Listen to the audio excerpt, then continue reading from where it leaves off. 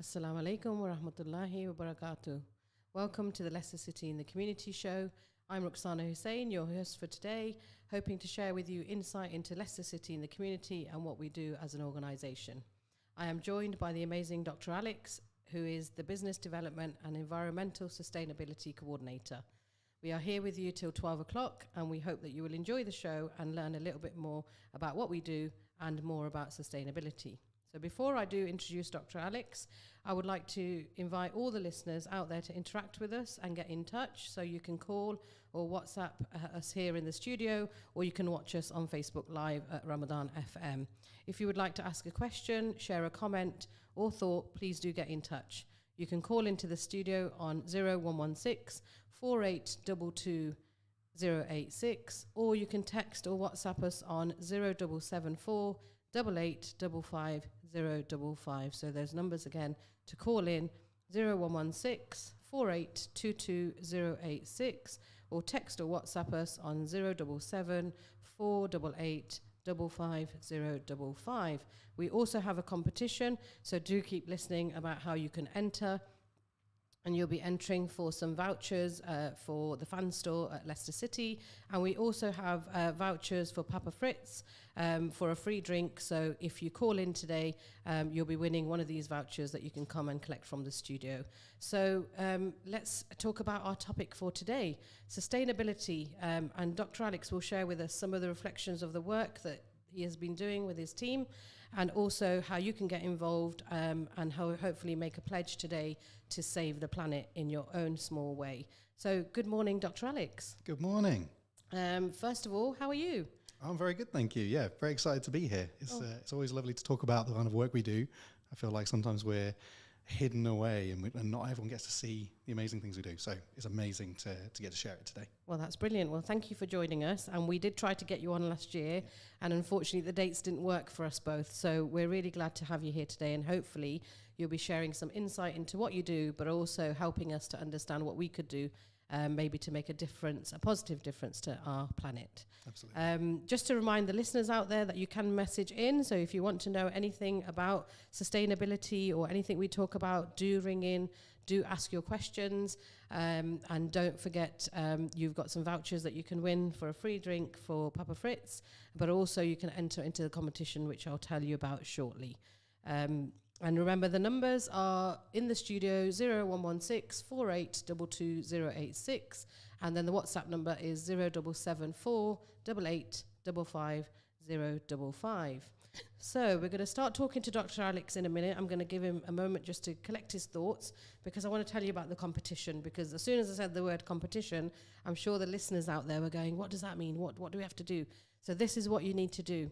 For your chance to win Leicester City fan store vouchers, you will need to go onto the Facebook Live with Ramadan FM.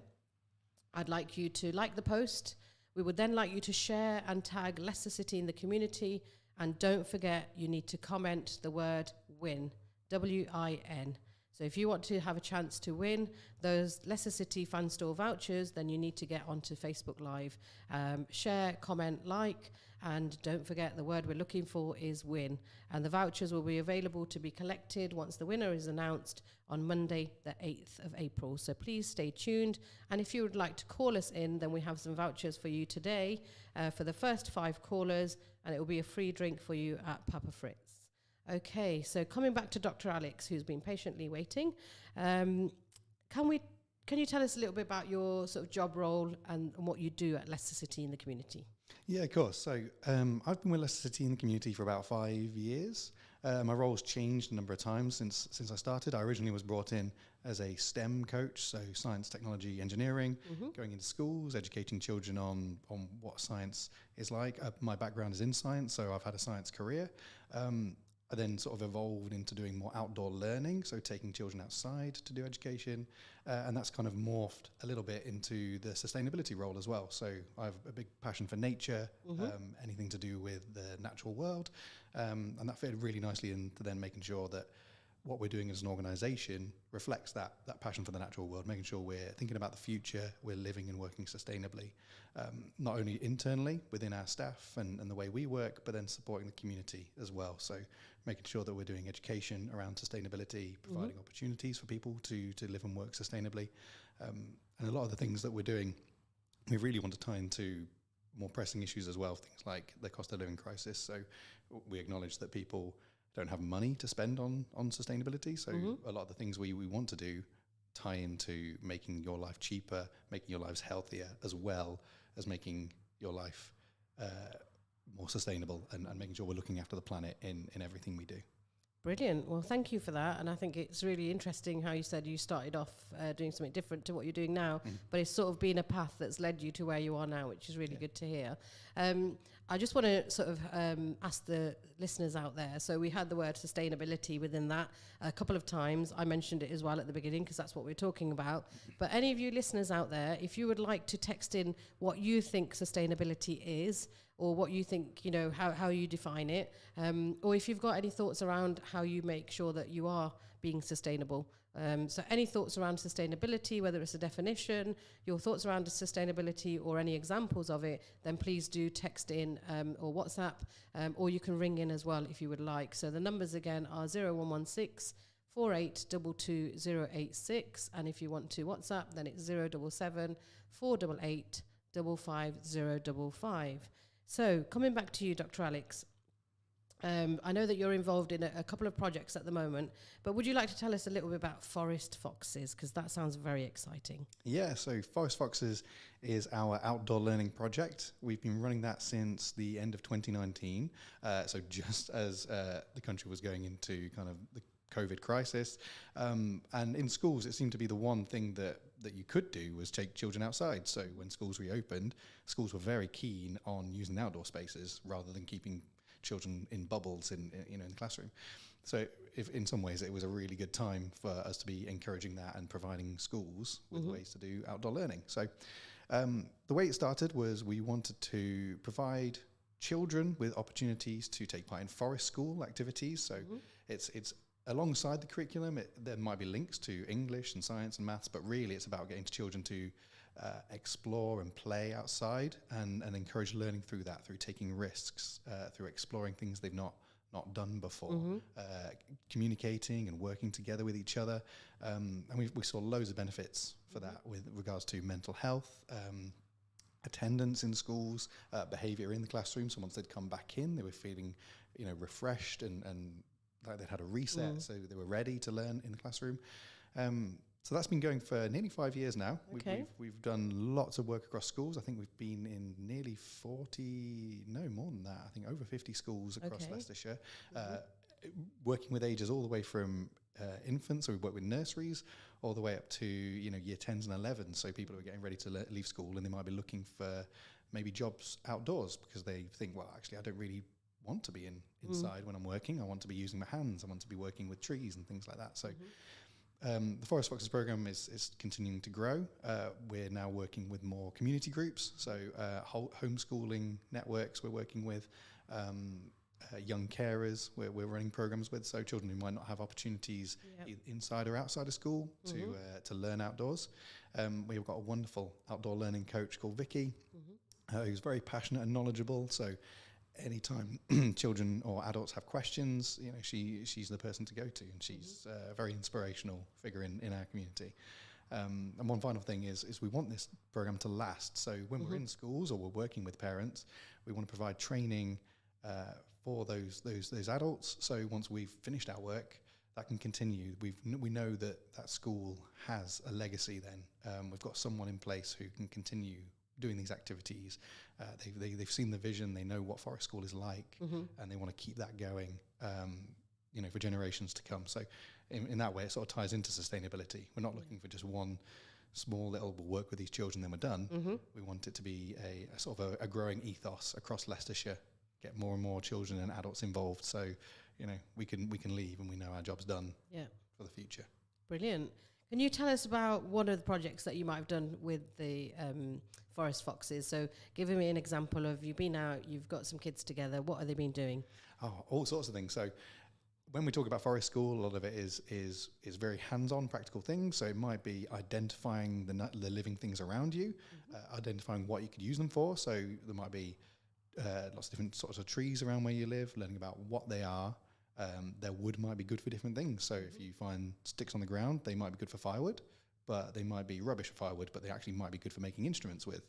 And so having that knowledge and being able to identify those trees, those children then might think, oh, you know, I recognize those leaves, I recognize those twigs. That's something I can easily do at home. And instead of trees, it could be other living things. You know, I'd be thinking about the birds that live near where you live. My background's in birds. I did my PhD in birds. So just being able to understand, you know, what birds you can expect to hear and why you might be hearing them at certain times of day, and why might that change with the seasons. There might be birds that disappear for months at a time and then come back. And again, it's having that link with the natural world. We get, you know, caught up a lot just in our daily lives, not really thinking about, you know, what the planet was before we got here. And so it's a really good time to take time to reflect, and the best place to do that is outdoors, where you can breathe fresh air and really be in tune with the living world. Yeah, because I think a lot of us probably do spend some time outside, but not really connect with the spaces around us. So we walk past trees all the time, probably don't know what they're called. I'm one of those people. And then, just seeing things like on the floor, like you said, sticks, branches, leaves, all those kind of things. But I remember it's taken me back to a memory when I was at school, and you'd go for a trip, you know, in a field or forest, and you'd pick up things and then you take them back to school, and then you do some research around what it was. And I think that I haven't done that as an adult, and it'd be absolutely brilliant if we could do that again. So I think the next time that you're out, I think maybe we could get some of our active women together and be out. And as the weather's getting a bit nicer as well, so we can be out and maybe learning a little bit more about the environment around us. Yeah. And it's not, you know, we do a lot of work in schools. It's an education program, but we've also done things with our silver foxes, our older participants. We took them, there's a little woodland near the stadium. We cut down some of the nettles that were taking over the area in the summer, and we made nettle tea. Wow. And it's just like a simple skill. If you know you've got nettles in your garden, they're probably no use to you. They, you know, you might want to get rid of them. Instead of just chucking them on the compost heap, you know, turn it into a cup of tea. Wow, brilliant. Well, listeners out there, if there's any ideas you've got like that about nettles and nettle tea, then please do WhatsApp us or ring in. The number is 077 488 55055 if you want to text or WhatsApp. And if you want to call us, then it's 0116 4822 But I would love to hear from you if you've done anything out there in nature or discovered something and then been able to use it for something that you didn't really realize that you could use it for. So it'd be great to hear from you. So coming back to Forest Foxes, if there's parents or carers out there, we're now in half term, aren't we? So kids are off and they want to go out and take the kids out for a little while. What kind of things could they be doing that are those kind of easy wins where you get the kids out, and what could they be discovering or learning about?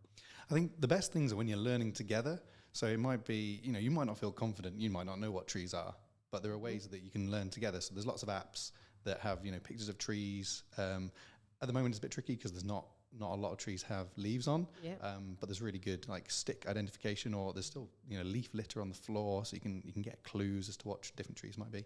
So I'd recommend doing really simple scavenger hunts and just pick a theme or a topic. So it could be colours. And again, there's not lots of colours now, but over the next couple of weeks, as we're moving more into spring, flowers, well, we've got the cherry blossom is out now.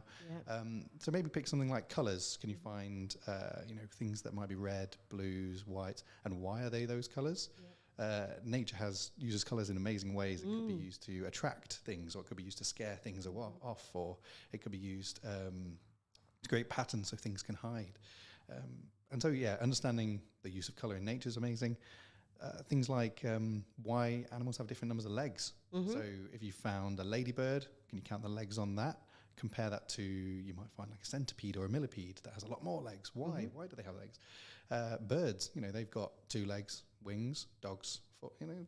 Yeah, it's really interesting, isn't it? Going back to ladybirds, though, because that was something I was really interested in when I was young, is I have a couple of questions. So I've seen red ladybirds and orange ladybirds. Is that true? Have I seen that right? Yeah. There's loads of different species of ladybirds in the UK.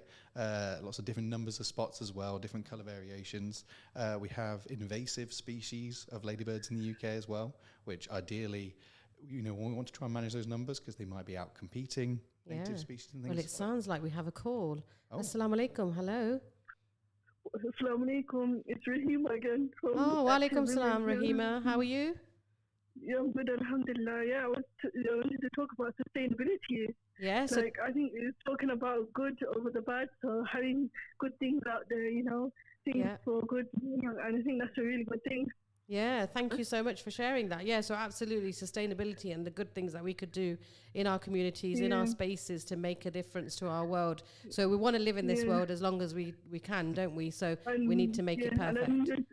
and you're talking about opportunities with Dr. Alex, and I think that was really good for us activism. There you go. We've got an active women participant who Oh, there said we that's go. really good opportunity for them. So yeah, Rahima, make sure I don't forget because I know I can get really busy and I really want to do everything. But you remind me straight after Easter that we'll try and get a conversation going with Dr. Alex about what we could do as active women and maybe be out somewhere in the parks Yeah, or spaces that we use and maybe we could learn a little bit more about them. How does that sound? yeah, yeah. I think that sounds excellent. Yeah, brilliant. Did you want to share anything else?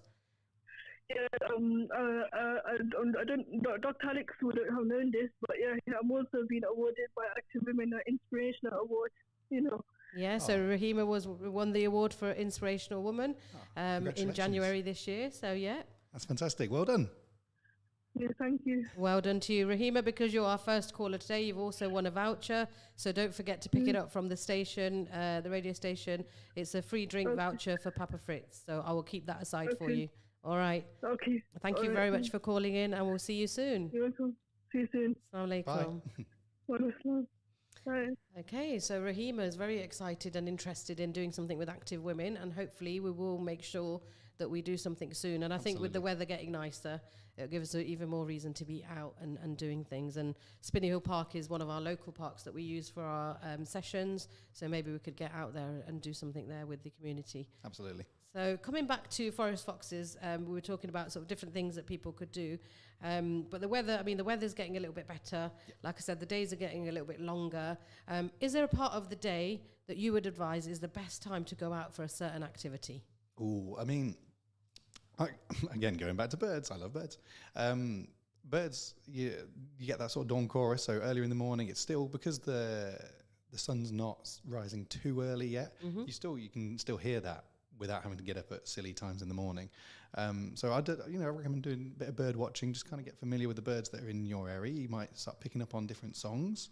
Again, there's websites online and apps you can use that identify. So there's the Merlin app. You just hold your phone out and it will record the song and it will tell you probably what the different birds are. So Okay. even the birds you've not seen yet, you might be able to hear it. And as you become familiar with that, you think, you might give names to your bird neighbours, and you think, that's my starling. He's singing to me in the morning. Or I always see two collared doves. I always see them in pairs. They're always a little couple. Oh, nice. And you become familiar with them. And when they come to sit on my bird feeder, it's really nice. You can just have a cup of tea in the morning, have your breakfast. You're watching them. So yeah, I think like mornings are a good time to sort of start your day off, connecting with nature, checking in, seeing how the animals that live around you are doing. Yeah, brilliant. You talked about bird feeders. Tell us a little bit more about how easy are they to sort of maintain, keep in your gardens, the best place maybe to put them, those kind of couple of things, because bird feeders are things, you go to the shops, they are there, aren't they? Supermarkets, everybody's got them. I'm not sure how many people have them. So listeners out there, if you've got a bird feeder, please do either ring or text in and tell us about it. But tell us a little bit more. If somebody's thinking about, what's that bird feeder? That means, because that will attract the birds into your garden, won't they? So how can they get involved and do something with the bird feeders? Yeah, so there's loads of different types of bird feeders you can get. I've got like a big metal pole that has little arms on it to hang different ones off. But if you've got a wall, you can get ones that attach to the wall. If you've got trees, you can get ones that hangs from trees. Just keep it really simple. So the simpler it is, the easier it is to maintain, because the one big danger with having bird feeders is if you let them get a bit dirty and nasty over time, there's a chance then that they might be a place to spread disease. So just make sure that you're refilling them as often as you can, especially at the moment. We're now coming out of winter and going into spring. But it means that the birds will be looking to settle down, start having their babies soon, and that's a time when they're really going to need an extra hand, because if they're a pair of birds looking after their eggs and looking after their young, they can only be out feeding or gathering food for half the amount of time when Yeah. they're not sat on their nest. So yeah, giving them an extra hand's really, really important Yeah. over the next couple of months. So Brilliant. and yeah, just get to learn what birds you've got, and then you can research what's the best food. Some will Yeah. like seeds, some will like meat, like dried worms and things Mm-hmm. like that. And yeah, it's worth just doing a little. You don't have to do too much research, but Mm-hmm. just get an idea of what will be beneficial for the birds that live near you. Or you could just take a punt, just buy loads of different things, and maybe you'll attract new birds that you've not seen. Yeah, brilliant. I think that's really nice. I think when you get to this kind of time of year as well, you can enjoy the garden a bit more. You can sort of look out the window. The curtains are open a bit more, a bit earlier, for longer in the day as well. And I think that if I could see birds, I think that would just make me happy. I mean, I definitely know that this time of year, probably like from February onwards, I start to open my window overnight. So in the morning, I can hear the birds even before I've got out of bed, which is such a nice feeling. And it just really refreshes you for the rest of the day, I think, that kind of connection with nature. Yeah, it's a natural alarm call, isn't it? You kind of wake up to the sounds of the day starting. Yeah, definitely. Yeah. Right, so listeners out there, we haven't had another call, but I have got some vouchers here that you could win for Papa Fritz. So if you're interested in winning this voucher, or if you're interested in winning other vouchers, then we have a competition as well. So to win the competition for the vouchers for the fan store, please enter on Facebook Live. So if you go to Facebook Live for Ramadan FM, like the post, tag us in Leicester City in the community, and don't forget to comment win. Then you'll be in the prize draw to win some vouchers, and they'll be announced on the 8th of April. If you want to win a voucher today for a drink, then please either text in or WhatsApp on 077 488 55055, or you can call us in the studio on 0116 4822086. So a chance to win twice. What could be better than that on a Monday? Right, I'm coming back to Dr. Alex. So we have Dr. Alex in the studio. I'm going to ask Dr. Alex to tell us again, why is he a doctor? Why has he got that label? Where has it come from? So I've always been passionate about animals. I went to university, did a degree in biology, found that was a bit too... I mean, the amazing thing about biology is so broad. There's so many different types. You can go down, the medical route, the human route. I was just really interested in animals. So I went down a zoology route. I got a master's in biodiversity and conservation because I loved the idea of like helping animals and saving animals. Not necessarily being a vet. I think I was probably a bit squeamish, and getting my hands dirty in that way was not really for me. But I really liked, thinking on the big scale, what can we do to help the planet and animals? And then I did a PhD, which was all about bird flight, understanding why birds might fly in certain ways, tying that into migration. So if a bird's flying with a certain wind stroke, but it has to get halfway around the world, that's going to use up food. And so what's the most efficient ways for birds to fly? Why have they evolved and adapted certain behaviors and styles? And I love that. I got to work with a lot of mostly parrots. Parrots are such fun to work with because they have great character. They're very loud, but they're probably the most human of birds. I think we can recognise a lot of ourselves in birds like that. Yeah. So that's kind of fueled my passion for birds, learning the amazing diversity of birds around the world. Recently, the first person ever to have seen 10,000 different bird species kind of got their list confirmed. Yeah. And there's only about 11,000 bird species in the whole world. Oh, that we know wow. of. So he's seen almost all the birds there are to see. And because birds are starting to become, getting more at risk of extinction, no one may ever beat that. That might be, the most birds anyone will ever see in their life. Is that not a challenge for you, Dr. Alex? Well, he got an early start. He started doing his list when he was like 8 years old. I think he's now 80-something years old. Okay. So he's had a lot of time to do that. So I'm getting a bit of a late start. I think I've spent too long just in my bedroom on YouTube. So. Oh, okay. So maybe not. But it's always worth thinking about. If we can break any kind of records, that would be really good. Listeners out there, if you've broken any records, let us know, because I always get excited about people breaking records. So I want to do like a talking session and see if I could break the record. But then when I looked into it, I think it was something like 7.5 days, and I thought, even I don't think I could talk for 7.5 days. So I'm still looking into that one. Maybe we could do it as a group, as a community. Maybe Leicester City and the community could do it together, and we could all be talking. So somebody has to be talking throughout the whole session. So normally they get like 2 people talking, and then if one stops, the other third person has to join in, and then they have this trail of people talking. So I have looked into it. I'm not even lying. I really want to do it. But when I looked at 7.5 days, I just thought, I'm not sure about that, because that's 24 hours as well, remember. So there's no sleeping at night. So we've got to plan that one properly. So at the moment, that's not happening. But watch this space, because it could be. I might. So we have a message, fastest talker. So Steve Woodmore could rapidly articulate at a rate of 637 words per minute, 4 times faster than the average human. Woodmore first realised his skills at rapid speech when he was 7 years old. There we go. An early start again. I know, look at that. Started at 7. I'm just thinking, I talk quite fast, but it's usually when I'm nervous. Yeah. I wonder if I could get myself nervous enough. Could I beat that record? I don't know. It's probably worth a try. I'll think about that one. Thank you for the person who texted that in. Oh, we have a call as well, so let's take this call. Assalamu alaikum. Hello. Hello, walaikum salam. It's Rahima again. Oh, I was going to say, it sounds like Rahima. Yeah. We're talking about breaking records. I think I've broken a record as well, you know. Okay. Like in the past, I never knew, like, I could come in front of people, you know. I was a bit shy, you know, like talking to children and stuff. No, but being able to give them something to learn, I think I've broken a record about that. Oh, wow, that's brilliant. Wow, so you've challenged yourself and you've actually got out there and you've done something that you couldn't do before. That's really, really good, Rahima. Well done for that. Yeah. We're very proud of you. Great work.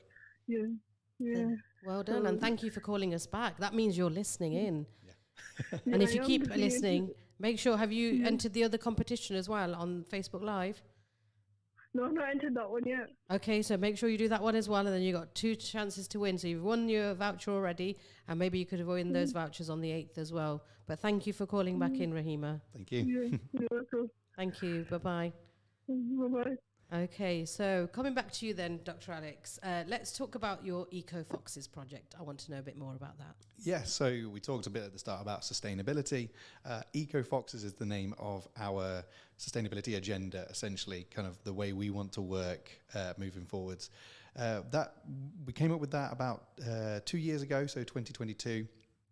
And actually the name Eco-Foxes, that is something that's come from our participants. So we wanted it to be something that was shared with the people we work with, both internally and then the people in the community. So we were asking for ideas for names, and I think it was from 3 separate different groups. So it was some young people, some older people. They all independently suggested Eco-Foxes, and we thought, well, if that's sort of the voice of the community saying that's what we should do, and that's what we did.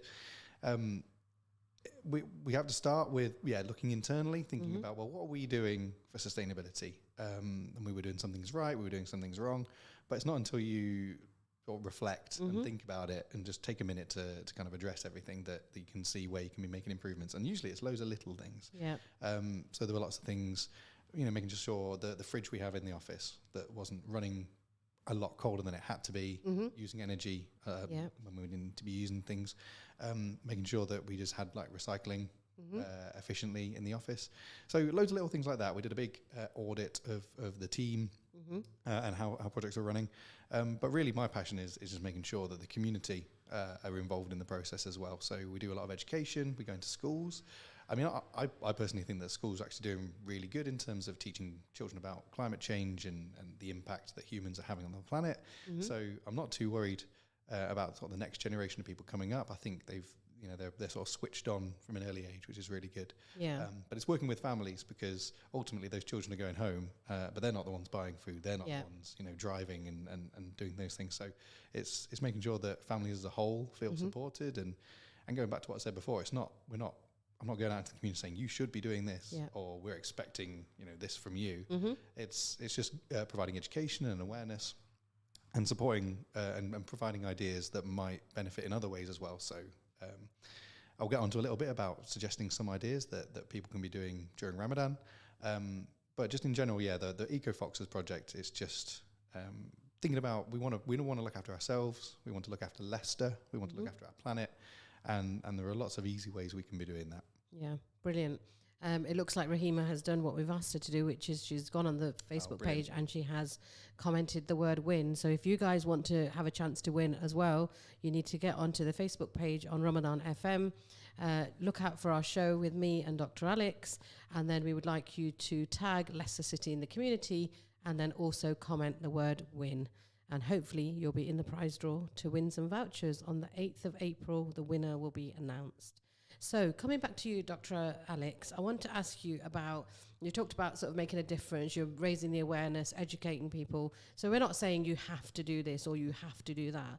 But if we were to leave the listeners with something, what really, really small change do you think everybody could be doing at the moment that would make a difference? So we all got things like fridges, we all got our lights on where we don't need them on. Those kind of things, I'm thinking they're the kind of things I'm sort of conscious of and I try not to do if I'm not using the microwave, it's switched off from the back. Checking the fridge temperatures, freezer as well, those kind of things. So I'm consciously doing that, but that's through the education I've had and the conversations I've had with people, including yourself. But if for people out there that are just thinking, well, how could I make a difference? What difference could I make? What kind of advice could we give to people that are listening out there today? I think the first step would just be, Googling or using the internet as an amazing resource. You can't trust everything on the internet, but generally when it comes to these sorts of topics, it's quite easy to find things you might find facts or information or statistics to back up. So you're not just doing, I don't know why I'm going to do this. People have told me to do this, but I don't know why. So just, a little bit of education around. So I know for switching things off, for example, I think there was something that was in the news a few years ago about when you put electrical devices on standby, they're still using about 90% of the energy as if it's just turned on. So things like TVs, computers, things that are like, they're still sort of running. You're not using them, but they're sort of running in the background. Just being able to turn those off at the wall, like you said, can save a lot of energy, which saves on carbon emissions, but also saves you money. So just little things like that. A lot of things I think about come down to food. So I've changed my diet a little bit over the last few years, but not in ways, I don't feel like I'm missing out on anything. I've maybe just reduced and I treat some things more as little treats, or I've just made substitutions. So I feel like, to me, we eat a lot of, I really like tofu, for example. I'd never had tofu before, and I don't think I'd trust myself to cook it, but my wife makes really good tofu dishes. Okay. We, have tofu at like Chinese restaurants and things like that. And that's just a little switch from beef, which has a lot more carbon emissions associated with it, and to me, it tastes really nice, and so that's a change I can make. Because to me, it's just a little change, and I feel like I'm making a small difference, but it's not having a huge impact on my life. For some people whose favourite food is beef, they don't want to let go of beef. That's fine. There will be other areas that you can make small changes. Make a difference. I think one of the things that we've started to do is when we're buying fruit from the supermarkets is buying fruit that's not packaged. So, just not going for the packaging. Yes, it looks nice and it feels like it's going to last longer, but I've realised it doesn't make any difference actually. It's how you then put that fruit away in your house that makes a difference. So if we look after it, take it home and put it in a place where it should be, we're going to keep that life of the fruit. So it doesn't matter about the packaging, but I know that it looks more attractive and that's why we go for it, and it keeps it all together. But I think that one of the things that we've done, because you can get the paper bags now as well at the supermarket, so put your bananas or your apples or your pears into your paper bags, take them home. I reuse the paper bags as well, which is again, you've got paper bags, you can reuse them for all sorts of things, but just having that fruit and no plastic and polystyrene trays and those kind of things, where a lot of my rubbish, my bin was just full of packaging, and I was just thinking, well, surely this is not okay. So small changes like that we can make. But if anybody else has got any ideas and they want to text in or ring in, then do let us know about anything that you've done as well, that you've done to make a difference. I think it's Ramadan as well, and one of the things that I noticed in Ramadan is some people, so not everyone, but some people do still eat quite a lot of fried food, which means that we're using a lot of oil this time of year. So the big bottles, 5 litre, sort of bottles of oil that we're buying from supermarkets. So one, I have a question around the bottles and what we could be reusing those for. And then the other question was around how do we get rid of the oil so that we're not affecting our environment or polluting in a way that is affecting the animals or the living things around us. So there's a couple of, different things that people tell me they put it down their drain, and I'm like, don't put oil down the drain. People pouring it in their garden, into the soil. Is that okay or not? Or is there any other efficient ways we could be getting rid of that oil, especially in the month of Ramadan, when I know lots of people will be having extra fried food. So not that they're just having it every day, but probably more so than they usually would. How can we make sure that that is still in a way that we're protecting our environment? Yeah, so there's a lot there. Ultimately, any sort of reuse is great. So if you've got a big plastic bottle of anything, it could be of drinks or whatever, but oil especially. Once you've finished with it, instead of just throwing it in the bin, wash it thoroughly. Just make sure it's nice and clean. You can turn that into a bird feeder as well. Okay. So like we were saying before, all you need to do is just drill some holes in it. Think about what sort of food you're going to put in. If it's seeds, things like that, just fill it up. Get some string, tie it to a tree, and there we go. Good idea. You've not had to go out and buy anything really. You've used what you've got, and you're stopping things going to landfill. I mean, eventually it'll break, but you've extended the life of a simple bottle, maybe for a year or something like that. In terms of the oil, that's a really good question. So they always recommend don't put it down the drain. We don't want to be introducing oil to the environment. So even if you think, well, it's vegetable oil, it's olive oil, things like that. They're natural products. They do come from vegetables and things like that. But it's not something we want to be introducing to change the environment around us. We don't want to be adding anything into the environment. We're not 100% sure maybe what's in those. We don't know what's living in our garden. So if you're draining oil into the ground, that might be changing the habitat for the natural things. The worms might suddenly leave, and then you're going to find it more difficult to grow things because the soil's changed.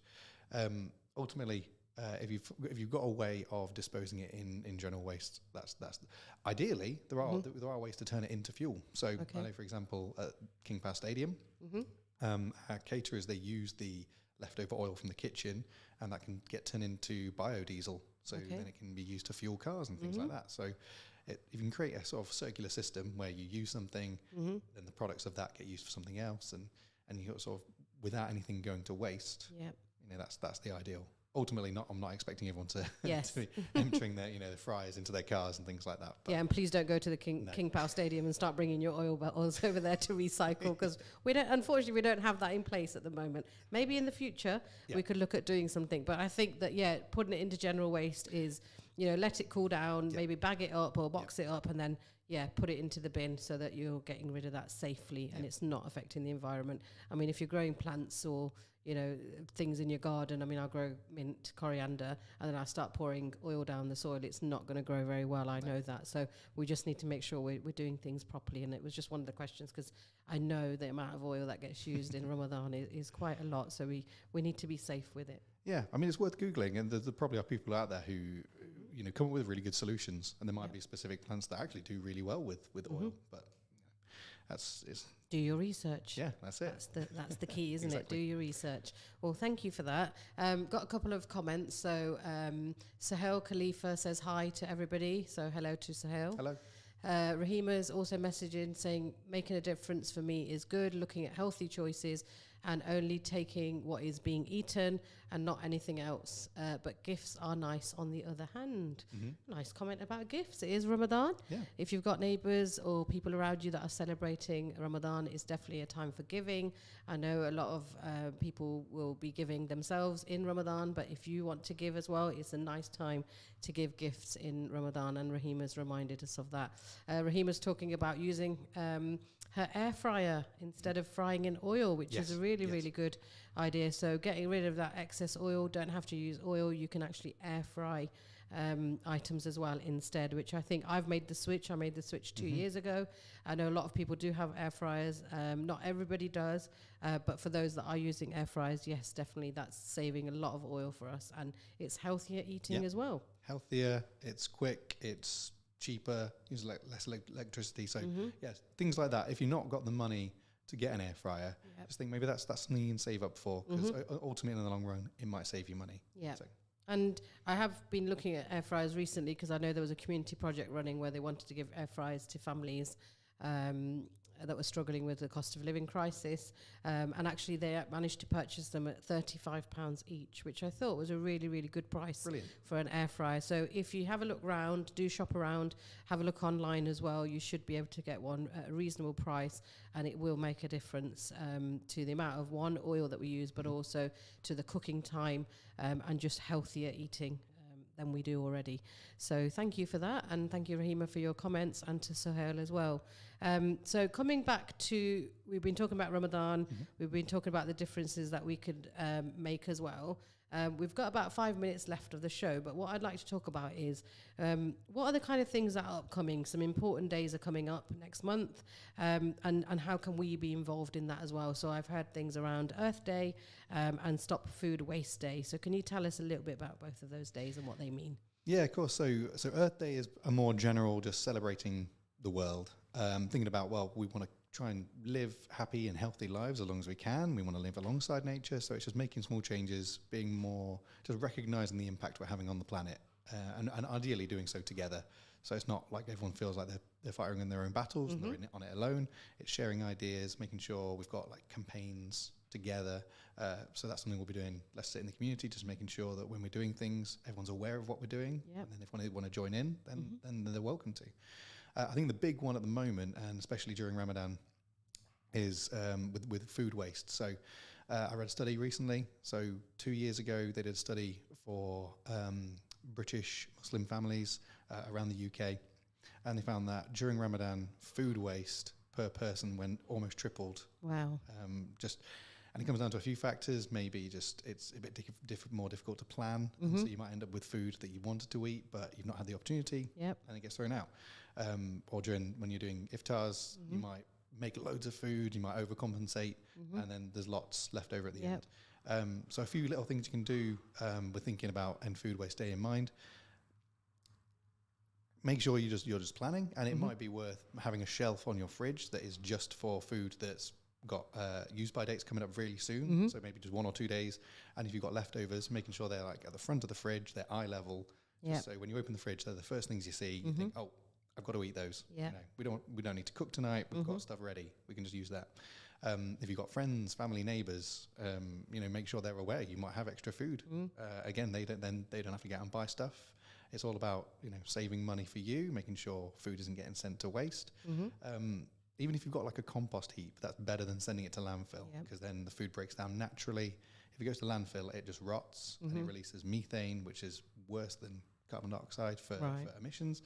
So, you know, there's things you can do there just for food waste. Thinking about what you're eating as well it can be really important. So if you're thinking about just reducing the amount of meat, it doesn't even have to be cutting meat out. It can be thinking about the types of meat. So beef and lamb contributes a lot more CO2 emissions than chicken and turkey. So thinking about swapping red meat for white meat, again, it's a healthier option as well. So it might be cheaper, it might be better for you, but it's ultimately better for the planet as well. So, and again, I'm not here to tell people what to do. It's just about awareness, making people think about the choices. And it might be that they're like, actually, you know, these things are really important to me. You know, I don't want to change there. There's other ways I want to think about changing. So with those days coming up in mind, now's a really good time to think about, well, what small changes can we make? So we're not wasting food, making sure everyone gets fed, and ultimately saving money as well. Yeah, and I think one of the important things is we don't have to wait for those days to actually approach and be around on the day and make the difference. We can make the difference from now, can't we? So I think one of the most important things is around food. So, you know, we are fasting at the moment. We are cooking for iftar. I think one of the things that I'm really conscious of is what do we really need to make? Because the problem is when you're hungry and you're cooking, you probably are overcompensating because you're thinking, oh, well, I'm really hungry, so I'll eat this, this, and this. But when it gets to that time and you're going to eat, you can't actually eat all of that. So just being more aware of that and more conscious of that will help. And I think the other thing is, like you said, I'm definitely one of those people that goes around knocking on neighbours' doors. And I already sort of, once I've cooked everything, I'll sort of know what we're probably capable of eating between us as a family.